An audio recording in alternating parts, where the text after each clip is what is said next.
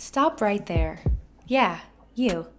If you like all things entertainment, current events, or Hollywood, then look no further. Creator to Creators, hosted by director Meoshabean of Horror Noir, interviews filmmakers and creatives from around the world.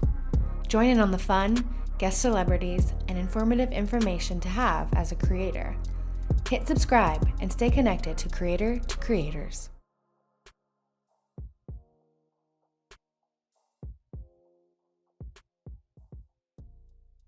Hi guys, welcome to another episode of Creator to Creators today. Today we have a special guest. My name's Royce. Yeah, man, it's great to have you back on. I mean, the last time you were here was a couple years ago. Lots have happened. I mean, you're killing it out here and working and doing all the great things like as a creator does. But let's start from the beginning for those that don't know you. Like, what was your childhood like, and how did you kind of get into the creative world? My childhood life, I would say, was very just watching TV, playing video games, and watching movies, obviously. And once I got to a certain age, my mom said I needed to go outside and be active. So I took a basketball. Thought I was going to be in the NBA for a second. That didn't work out. So I went back to watching TV, watching movies, and playing video games. And yeah, I mean, for me, it was just like I just spent a lot of time soaking up things that kind of like made me feel certain things. You know, the first time I would like knew I wanted to like be a storyteller in some form and being like in the creative field was walking out of the movie theater, seeing Toy Story for the first time. I was like, what, maybe 5, 6, or 7 or something like that. But I was just like, yo, like I feel some type of way. Why do I feel that way? Like, but I knew that movie made me feel that way. So I'm like, I think I want to try and do that because that's a really cool feeling to be able to do that. So I kind of just started experimenting in different avenues, trying to figure out like what my lane was. I liked reading comics, and I liked cartoons and things like that. And obviously, like watching Toy Story, I was like, first avenue was like, okay, well maybe I'll draw, I'll do animation, I'll do comics. So I learned, I tried to learn how to draw. That was extremely hard. I was not very good, so I'm like, okay, maybe this isn't it. I was like, well, Toy Story is 3D animated. Maybe I can learn how to do that. And especially like back then, 3D animation was good. So I opened up 3D application, Maya, which is still the standard to this day. I opened that up and immediately closed it. I was like, nope, not for me. I was like, I made a sphere and that was it. Because that's like a template. So I didn't even have to do anything to make that. But then like my biggest love was always watching movies. So then I always had that in the back of my head, but I was like, oh no, movies, for whatever reason, movies just seem like, no, that's too big. That's too epic of a thing. Cause I used to always watch behind the scenes, bonus features and stuff. Like when DVDs became big, I would buy movies just to watch the bonus features and everything and see how movies were made. And like watching it, I would just always be like, yo, how many people are in there like making this? Like hundreds of people? Yeah. It's like, okay, no, there's no way. There's no way. I ain't got time for that. And so, yeah, so I was exploring a lot of things, fell into music for a little bit, tried producing, did a little rapping. Don't need to go too far into that. Can we Google this? Can we find this on YouTube? No. Well, maybe I did have a SoundCloud, so I had some of my beats on there, but nothing where you hear my voice. Oh, darn. Okay. I was like, come on. Come on. We go way back. Come on, Fred. I'd love to hear you rap. I know. Maybe I'll send you the SoundCloud link. Maybe. Hey. I'll think about it. But yeah, then that didn't work out either. So then I slowly kind of like started teetering back to the film side. My parents were just like, you love film. Like, why are you avoiding this? And, my parents pretty much told me like, the fact that you're so afraid to do it means that's probably what you should be doing. Yeah. And I was like, oh, that's deep. Okay. So, I went back to school. Actually, I dropped out of college to pursue my rap career, and then ended up going back to school for film and got my degree. And from there, just kind of hit the ground running, shooting a couple short films, things like that, and just really fell in love with it, fell in love with the process, and just kind of being like, okay, this is definitely, what I'm supposed to be doing. And just kind of like kept going through that path. And I'm a big sci-fi guy. So a lot of my stories are science fiction. Well, not a lot. All of my stories are science fiction. And I quickly realized that like doing sci-fi, especially indie on a budget sci-fi, is really hard. You got to get really creative. And you are. A lot of. Oh, thank you. I appreciate it. And like a lot of ideas, you either have to sacrifice on the story end so you can tell it visually, or you try not to sacrifice and then you just have to get really, really creative on the visual end of like, okay, how do I portray this? I know I don't have the budget to do all these things, but how can I still accomplish the same thing? And so that kind of took over, I would say, doing that lane, but also doing that kind of like got really exhausting, got really draining. And I just kind of like, I don't know, I kind of hit a creative wall where I was just like, man, I don't know. Like I always had ideas always kept flowing, but then I just started thinking about all the things and the stuff it would take to kind of like make my ideas like come to life. And I was just like, man, I wonder if this is the field, the genre I'm going to play in, I wonder if there's another way to do it. Because what I'm doing right now ain't it. It's hurting the bank account. Yeah. It's hurting the personal life, the family life, the friend life. Cause you obviously know, especially playing the indie route, like so a lot of times you got to lean on friends. And when you do that, sometimes, friendships can fall out and it just, it gets very complicated. So, I just kind of like hit that wall where just like, man, there's got to be another way to do it. And so I kind of like went back in time and was like, okay, what are some other ways I can still get these stories out? Since making my films, like I had to like learn how to write and be a screenwriter and things like that. And that was another thing too. I hated writing, but through screenwriting, I love it now. Yeah, exactly. Same with me. Like I kind of like fell in love with writing and kind of like how you can do it. And I kind of like took that. I'm like, okay, what else can I try and write? Maybe I was like, oh, maybe I'll write a book. I tried to do that, got to like the second chapter, and I was like, writing a book is crazy. I don't know if this is what I want to do. And then I started going back to like my original kind of like inspirations of, going back to looking at 3D animation, reading comic books and things like that. And eventually kind of had that idea of like, you know what? Maybe I should give comic books a try. And I was trying to do another kind of go around at one of my projects. I hit up a friend. I was like, hey, can you help me storyboard this? Yeah. But like the style and tone, like I really wanted to have kind of like a comic book feel.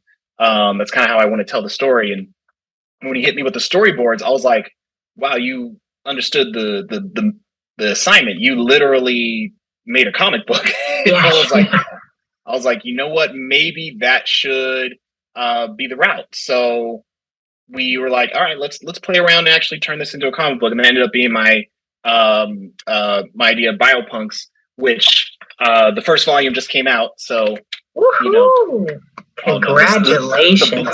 So, spoiler alert, with that, I kind of like fell in love with writing comics and kind of like how that storytelling played out, because it kind of mixed for me the best elements of screenwriting and kind of novel writing, because with scripts, what I realized was that, as much as I enjoyed writing, you're confined to what you can say because, it's a show don't tell medium.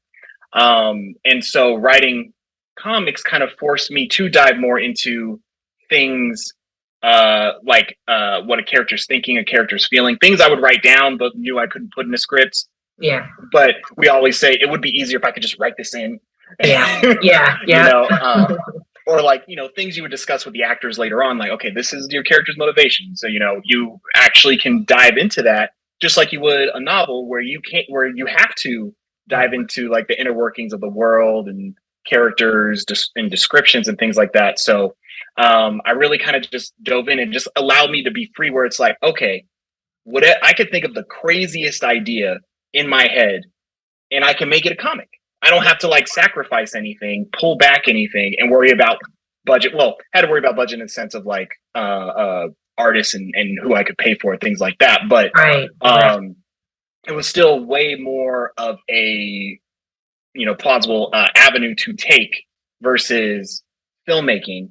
And going into that, because for me it was also like, okay, if I do this, am I giving up on filmmaking? No. And yeah, and that's kind of like what I had to come to the realization where it's like, oh, okay, this is just kind of like a new way to do things. Mm-hmm. But the way I'm telling the stories is still, at least in my head, still kind of like film, TV drama related, kind of just putting onto panels on a page.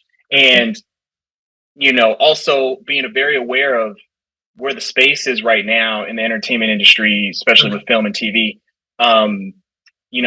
These studios, they need ideas. Like they're running out of ideas, which is why we get a bunch of reboots just nonstop.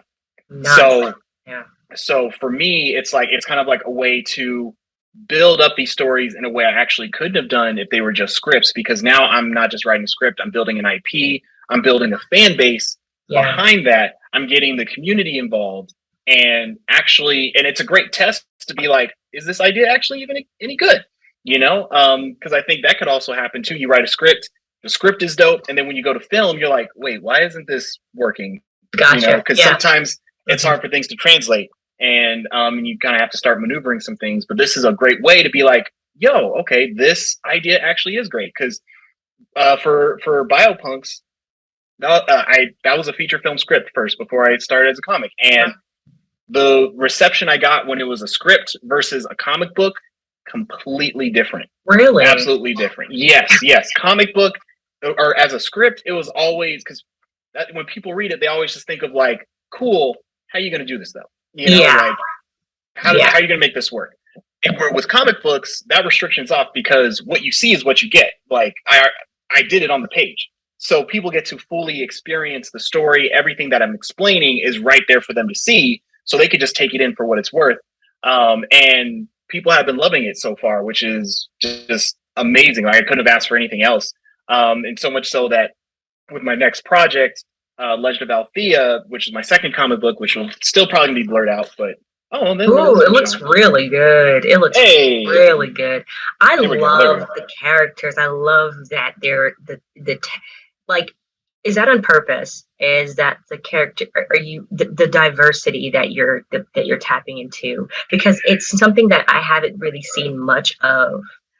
In the world, and I appreciate that. So, thank you. No, absolutely. That's very, very intentional, because even before they were comics, the way I moved was always with inclusion front of mind.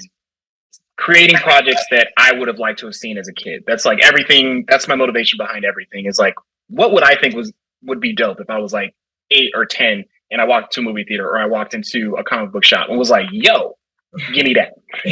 So that's definitely front of mind, and just making sure that there is that inclusion in a field which is doing a lot better now in the entertainment industry. Like the voices have been heard. I feel like at least are starting to begin to be heard in Hollywood, in other mediums, even comic books, that inclusion, diversity does matter.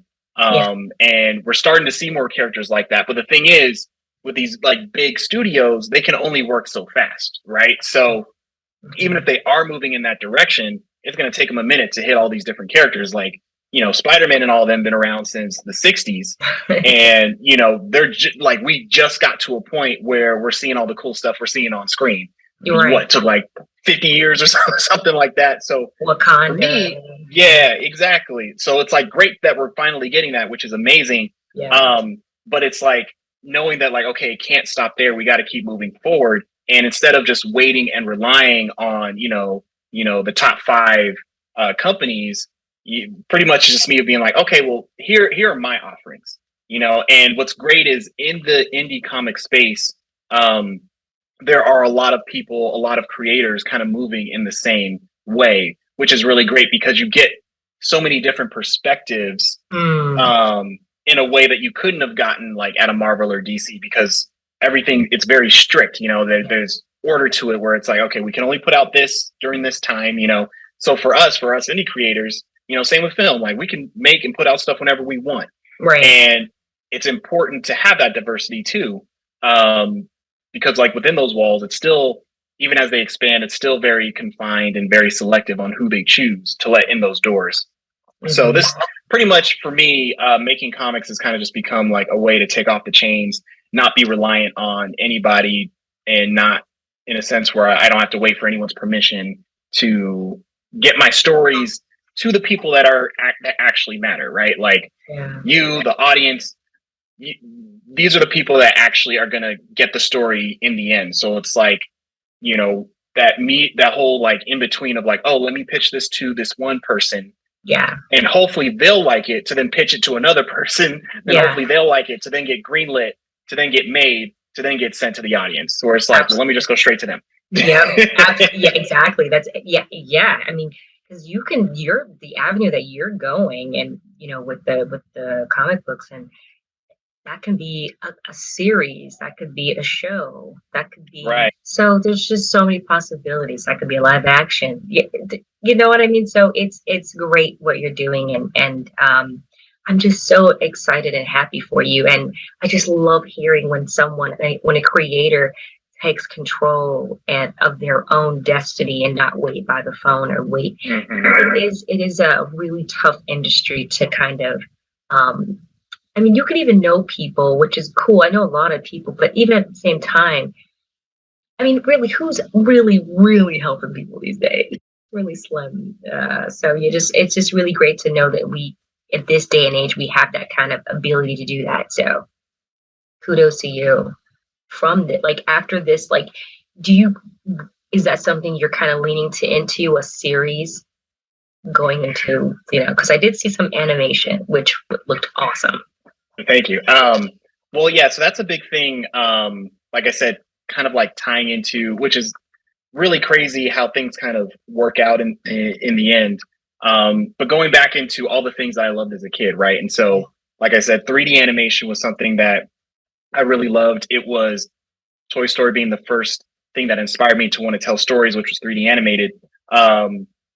Wondering like, okay, well, maybe let me take a second look at that and see if there is a way I can get involved. And with the technology now, it's a lot more feasible. Still kind of a big learning curve, but I feel like I'm in a mindset now where I'm more motivated and accepting of that challenge to kind of get my stories out. And honestly, like what I also feel like is the future is just like, how can we make stories more immersive? Like social media has proven that people don't want to just like buy something or consume something. They want to feel like they're involved, right? They want to follow the creator who made this. They want to follow the CEO of this company, and they want to feel like they can interact with them, right? So, that's why like building your brand isn't just about building your company up. It's also about building you up personally. It's like you're at a position where you have to show your face now. You can't just be hiding behind the scenes when you're trying to sell something. So I'm kind of like, I want to include that in some way with leaning into more of like the 3D animation and kind of creating a series that is whether it's a series or a film that acts on its own as this 3D animation that people can take in and read or watch and enjoy, but then also have that immersive side of, okay, well, what if someone can then like pick up a controller and actually like decide, well, actually I want to play through this story at the same time. I want to be in charge of the decisions that I'm making. And like there are a lot of narrative games that already do that. And I know Netflix has played around with kind of like the choose your path type series before. I forgot what it was called.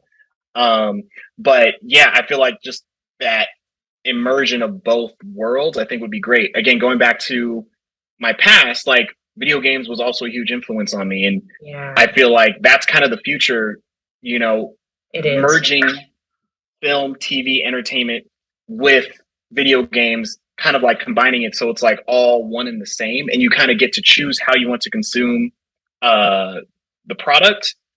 Is a big thing. So that's where I'm still at the learning phase now of like how can I create these stories in this 3D space that doubles as a standalone show or film and also a interactive narrative video game. Wow, that's awesome. Ooh, I love that, the future, where we're going. Like, it's so exciting. It's like, ooh, more of that, please. Yeah, absolutely. And that's also like, not to say that, because I think the big misconception is that like this future is just all VR and it's just we're all going to have headsets on our faces and things like that. And I don't even think that's necessarily true. I feel like that will always be kind of like its own market. And as it gets cheaper and people become more accepting of it, I think that will be an option. But I think the way we consume stuff is still going to be pretty similar to how we're consuming it now. There's just going to be more ways to go about it. Gotcha. Wow, that's exciting. Wow. So what's next for you after this? So this launched today, which is huge. So where can people buy this? And online, like, where do they go to? The best way to buy these comics is to if you go to our Instagram page at Stone Harbor Comics, and we have all the links on there. You can learn more about the characters through all our posts that we do.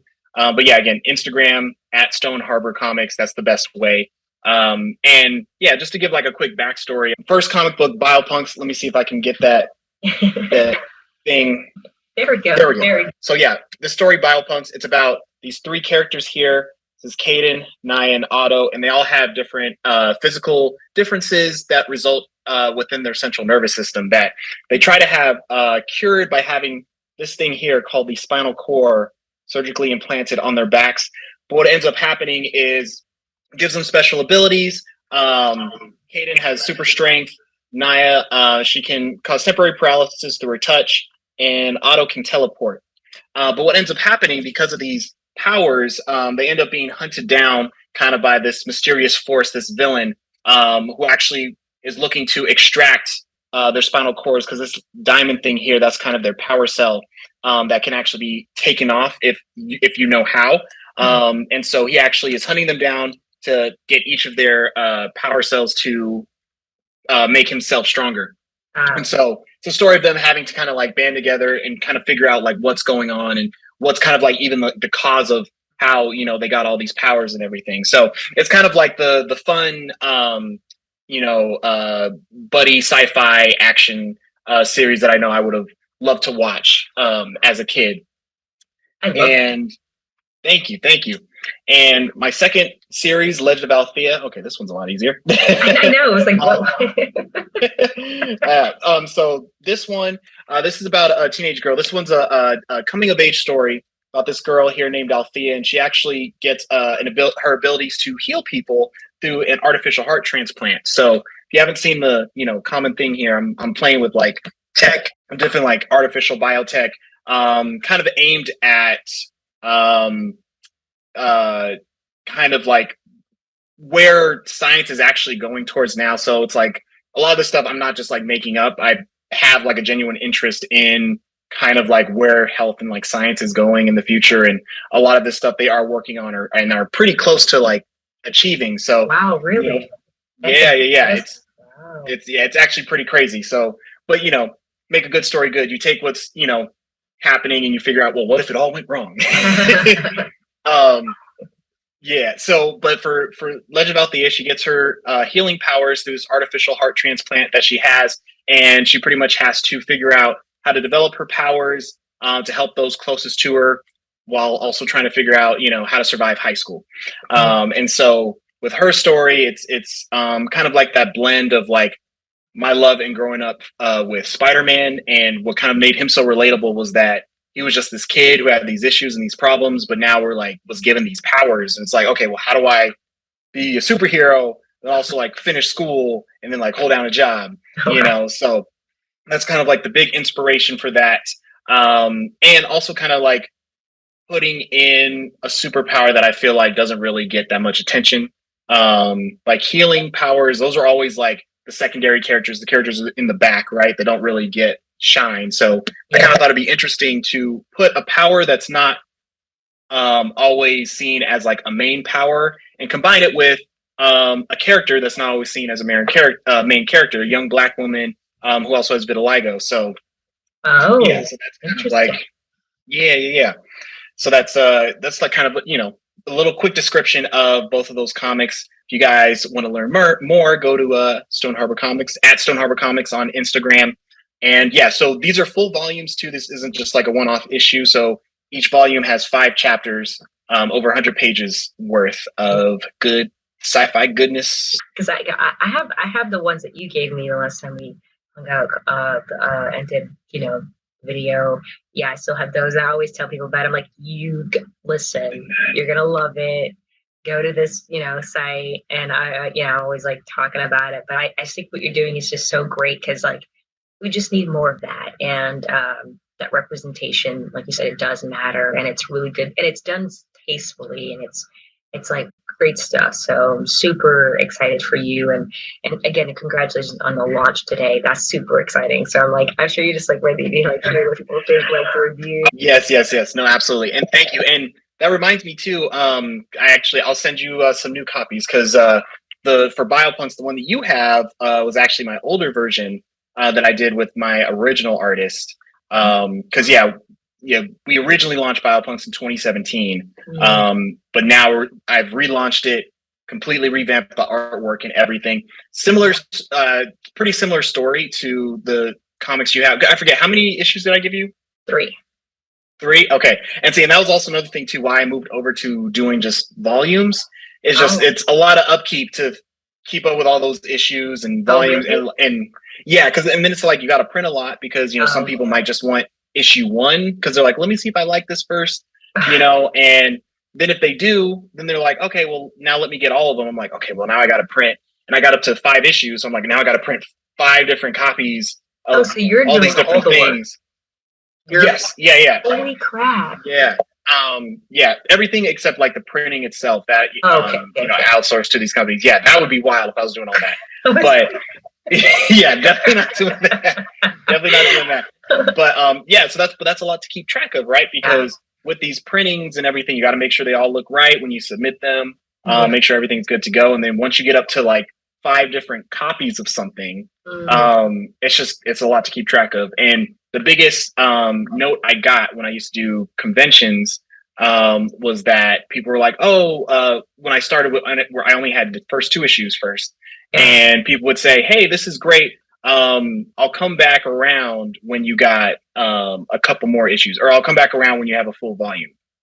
And at first I was like, what? I mean, just buy them now. And like, I'll keep making them. But I learned that like there are a lot of people, one, they want to wait for the volume, because one, they just want to read it all the way through. And being an indie creator, comic creator, it takes me a while to like do each issue. So people will read an issue, blow through it and be like, where's the next one? I'm like, oh, wait like 3 months. You'll find out. It's coming. It's coming, yeah. We're building anticipation. Exactly. And also for a lot of people, especially like a lot of that comic readers, is it shows that like you're actually serious and you're committed. Because there are a lot of indie creators. I mean, no matter what the field is, they'll have good intentions, but for whatever reason, things get in the way, and they're not able to continue. So it's kind of like, it shows like, okay, if you're serious about it, then okay, now I'll put money into it. Yeah. Wow. Okay. It's funny. I actually interviewed, I don't know if you heard about this guy named Epic Voice Guy. He did Honest Trailers. He does the voiceover for Honest Trailers. He's a really good friend. That's dope. Yeah. So he was on the show, and he was telling me how competitive even the voice over community is. He's like, he got a role to voice over an African American guy. He's like, but they didn't give it to this guy who's African American. Like, he was like, it's crazy. He's like, I was like, really? It's like that. He's like, dude, you think acting's competitive, and it's really the same thing, but just a different world. Like, so I can imagine the comic world, and it's kind of it's similar, but it's just, I don't know. It's wild. I feel like in the voiceover community, it's even tighter, right? Where it's like, I feel like once you get in, they know you're good. They're just gonna be like, all right, well, we'll just keep using you because we know what we're going to get, and it's like one voice actor can do like 5 or 6 different characters. Have you done the Comic-Con thing with like go to Comic-Con? Because I know that's a huge thing. So I did that when I first launched BioPunks in 2017, I actually started at the LA Comic-Con, which was still under Stan Lee's branding. Actually, it was like partnership with him. Okay. But that's how, so that's how I actually started. I got a booth there, and actually had like really great reception in the beginning. And then I continue to do, I think, about maybe 3 conventions a year. But what was interesting was I stopped in 2019, like right before the pandemic, and I kind of noticed a shift. Like, I feel like people weren't going to conventions as much. I feel like they were kind of losing interest. And so like all that hype, especially like for indie comics, were kind of just like starting to die down. But what's crazy now is that they're back. It's almost kind of like a resurgence where people are excited to go again. Because like, oh, hey, we're outside. Let's do this. Let's do that. Yeah. You know, and all these like cool movies are coming out. So I'm excited to kind of get back on the road, doing these conventions, now having these full volumes and having 2 stories now as opposed to just one, which I think is going to be really good. And to kind of come in, I feel like with a little bit more confidence, because I have a better sense of what I'm doing. Yeah. And to be able to show all those people who are waiting for my volume that I have one now. I have 2 volumes. So I'm serious. Well, more proud to you. Congratulations on BioPunks and all that you're doing with that, and just wherever else you take it, and all just your success and everything you're working on. I always like to ask this question with every guest, and there's no wrong or right answer.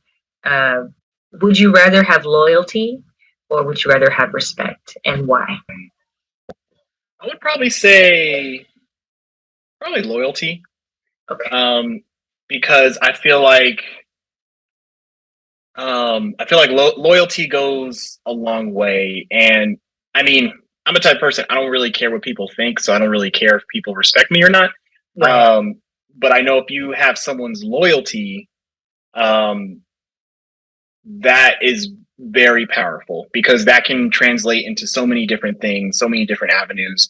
That means you have somebody you can trust, you know, someone you can have by your side, where you can have someone who respects you, but not, you know, if you're in a bind or something, but they'll be like, oh, you know, you'll figure it out. Right. You know, where someone who's loyal, you know, they might be more willing to be like, all right, how can I help you out? What do you need? Yeah. You know, let's do this together. Yeah. I love that. Well, that's a great answer. Is there anything that you would like to share that that you have coming down the pipeline with our listeners? Well, I will say that I already booked my first convention back, which will be the LA Comic-Con again in December, the first week of December. All right. So I'm really excited about that, and I'm really pushing to actually have a working demo of the concept that I explained to you, where it's kind of like a little intro scene of both stories in 3D animation, with some like basic controls that people, you know, can use to like operate and choose different choices and kind of interact with the game and the story. So I'm working on that, hoping to have it done, or not done, but at least in a working, you know, scenario, because I feel like it's still a very unique place. So that's kind of where I'm moving forward, along with working on other comics. I actually have a 3rd comic book series coming out. Still working on the title, but it's actually based on a short film I shot called Outcast. So be another fun action series where the main character, he has asthma. I had asthma growing up, so him trying to be like a vigilante while having asthma, which I always thought would be really cool to see, but then also be like, but that would really suck because you can't breathe. So it's like, how do you make that work? Yeah, right. Yeah, that's exciting. That's cool. I love that. I love that you're taking from parts of like real life and then kind of merging into a world that you like to see, and what that looks like. That's awesome. It's great chatting with you and talking with you. All the great things you have going on. Yeah, that's great. So you're always welcome to the Creator to Creator show. You keep killing it too, because you're out here doing amazing work as well. So keep on your path. Oh wait, actually, before we go, where can people find you on social media, follow you, and all the things you have going on? at Stone Harbor Comics on Instagram. I got my TikTok up, still trying to figure out how to use that. I'm also on Twitter at Comics Harbor because the other one was taken, which is annoying, but I'm also on Twitter. And then my personal stuff, I'm at Roro Beckley on everything. So my personal page is where you'll see my comic stuff as well, but you also see kind of like more of like the 3D animation stuff that I was talking about. Awesome. Thank you again. And thank you all for listening. And always remember to live, love, laugh. All right, guys. See you later.